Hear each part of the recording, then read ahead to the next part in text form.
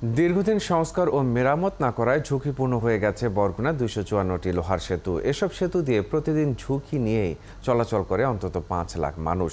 স্থানীয়রা বলছেন, দ্রুত সময়ের মধ্যে নতুন করে সেতু নির্মাণ না করলে যে কোনো সময় ঘটবে দুর্ঘটনা। সম্প্রতি সেতু ভেঙে মাইক্রোবাস খালে পড়ে 9 জনের প্রাণহানি ঘটে। ইমরান টিটোর তথ্য ও ছবিতে প্রতিবেদন। ব্রিজ বলতে পাটাতনের অবকাঠামোই আছে, রেলিং নেই বললেই চলে। বেরিয়ে পড়েছে লোহার কঙ্কাল, পারাপারে তৈরি হয়েছে চরম ঝুঁকি।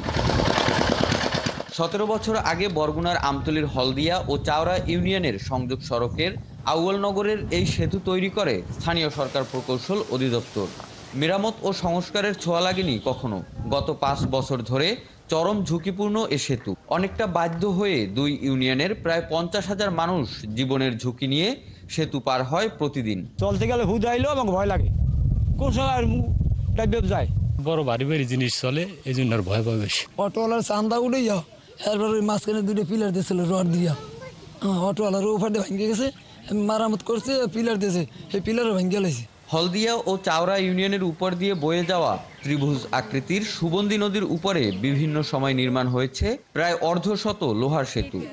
সব সেতুই এখন ঝুঁকিপূর্ণ, তারপরও পার হয় যাত্রীবাহী ব্যাটারি চালিত গাড়ি। এদিকে আমতলী, তালতলী ও বরগুনা সদর উপজেলার 18টি সেতু ভেঙে পড়ে আছে খালে। 98টি সেতু চলাচলের অনুপযোগী। এটা দিয়ে আমাদের পানিতে খুব কষ্ট হয়।